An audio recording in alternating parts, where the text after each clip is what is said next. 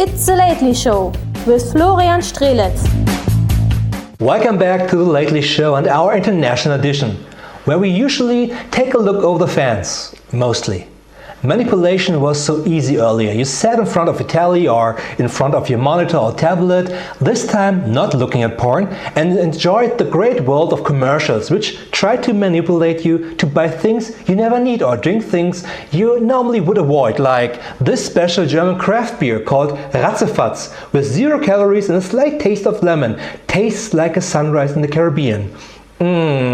Or more like a warm soup. Or these new chips called Rotze. Taste like a party in your mouth. Yeah, a party where everybody has diarrhea.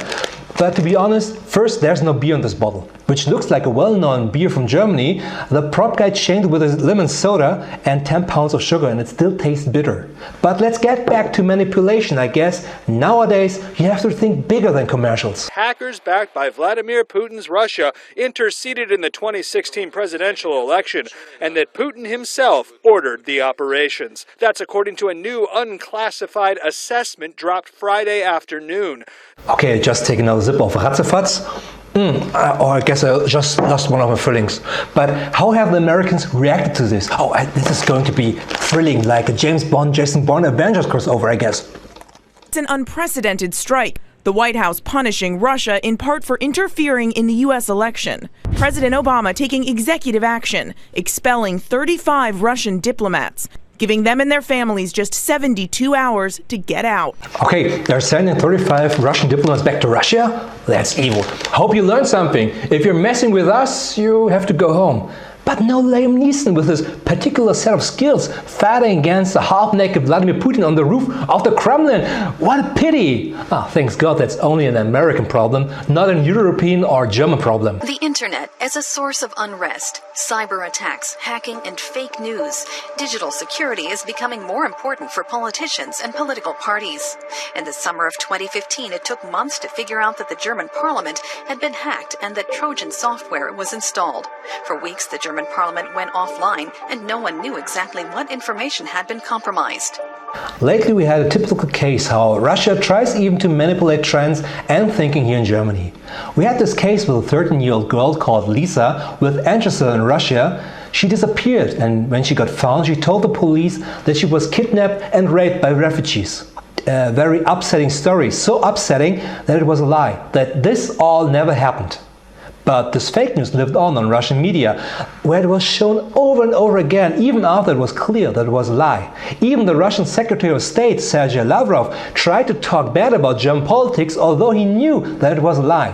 But it helped to manipulate even enough people to believe this lie, to demonstrate, and talking even today about this, like an urban legend, which everybody knew is a lie, but many people still believe in it. That is how you manipulate people easily. And back in the Kremlin, there's Vladimir Putin sitting, laughing and stroking a half-naked cat like a James Bond villain, and then is riding his horse on the Red Square in Moscow, because half-naked, obviously there's someone in the closet. Because in Germany, a guy riding a horse half-naked would be the opener of the gay pride parade, and he would... Okay, that's kind of strange, my teleprompter has changed. But I don't get paid for thinking, just for reading. Everyone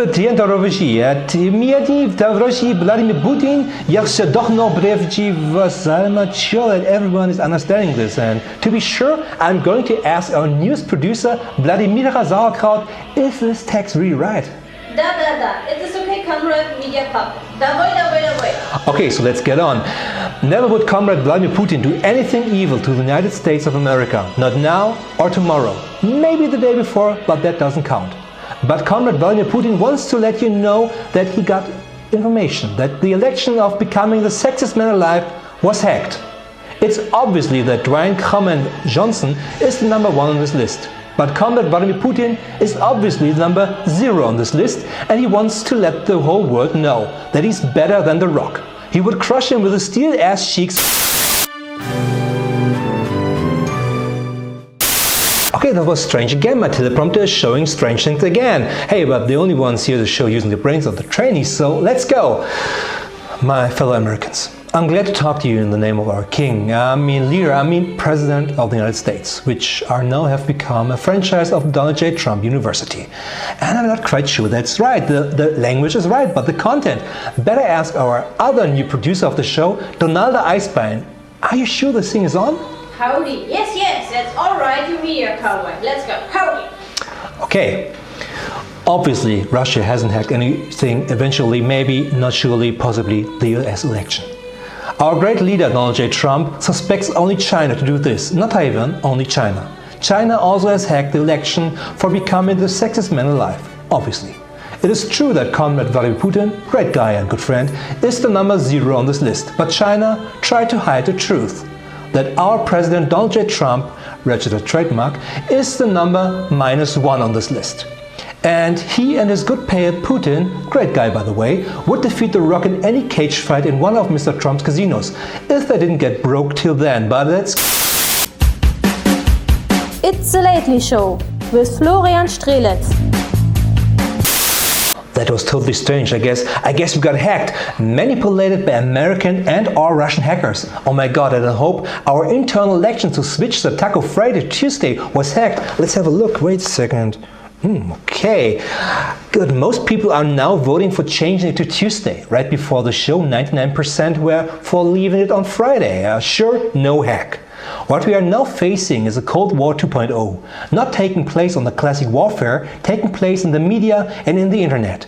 It has become so easy to change trends like you wish by using fake news like Lisa in Germany or the hacks in America. But Russia is doing it quite clever. After the end of the Cold War, they had to adopt a lot of American things, like capitalism, yeah, check, made a few richer, but most even poorer in Russia. Invade or annex another country, yes, check, done in Crimea and Syria. Making other countries addicted to you, yes, check, thanks to natural gas. But there has to be something Mother Russia could give back to the world. What would it be? Something they're experienced with? Yeah, manipulating election, check.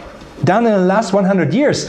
And if you took part in the James Bond villain bingo, you should shout out bingo right now, and your win would be a 1-on-1 on James Bond, Jason Bourne or the Avengers. But let's get back to manipulations. Manipulations work as long as people let themselves get manipulated. It's so easy to see when you get manipulated. It's like normal commercials. You don't believe them, don't you? Like this beer. They're fake. And you know it, at least when you swallow it, because it tastes like someone taking a dump in your mouth. If you only gain information via Facebook, you will know this taste very well, and every other country will have an easy time dumping their shitty thoughts in your head to manipulate you and your thinking. But now it's just me manipulating you to see when you are getting manipulated. So go on, watch this show at least 20 times a day. See you around next time. The Lately Show. Join or never mind.